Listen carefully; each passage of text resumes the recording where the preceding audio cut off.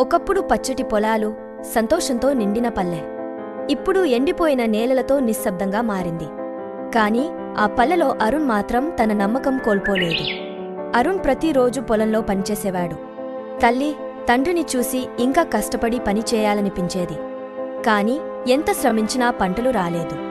ఊర్లో చాలామంది భూములు అమ్మేసుకున్నారు. కాని అరుణ్ మాత్రం ఒకరోజైనా తన భూమి పండుతుందనే ఆశతో ఉండేవాడు. ఒక రాత్రి అరుణ్కి కల వచ్చింది. ఒక పెద్ద వయస్కుడు అతని వద్దకు వచ్చి, నీ భూమి నీ మాట వినే రోజు వస్తుంది, కేవలం నమ్మకంతో పనిచేయు అన్నాడు. ఆ మాటలు అరుణ్ మనసులో నాటుకుపోయాయి.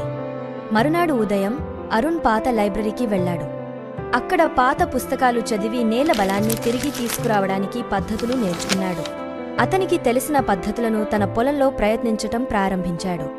కొబ్బరికాయలు, ఆవు ఎరువు, మట్టిని కలిపి పొలానికి పోశాడు. ఈసారి పంట తప్పక వస్తుంది అనుకున్నాడు. ఊర్లో వాళ్లు ఆయన ప్రయత్నాలను చూసి నవ్వుకున్నారు. ఈ పొలం పండదన్న విషయం ఇంకా ఎందుకు అర్థం కావడం లేదు అని అనుకున్నారు.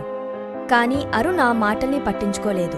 కొన్ని వారాల తర్వాత అరుణ్ పొలంలో మొలకలు కనిపించాయి. చిన్న పచ్చని మొలకలు చూస్తూ అరుణ్ ఆనందంతో నవ్వాడు.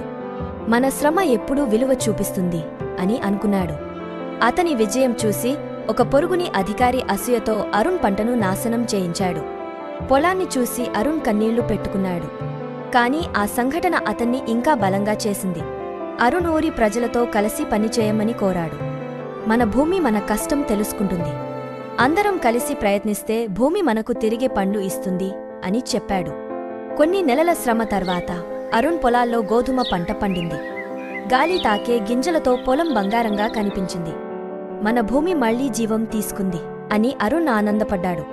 ఆ పంటతో ఊరు మొత్తం పండగలా మారింది. పేదరికం కనుమరుగై మళ్లీ ప్రజలు సంతోషంగా జీవనం ప్రారంభించారు. అరుణ్ కథ చరిత్రలో నిలిచిపోయింది. కష్టం చేస్తే భూమి కూడా మన శ్రమను గుర్తించి రాబడి ఇస్తుంది అని అందరికీ చూపించాడు.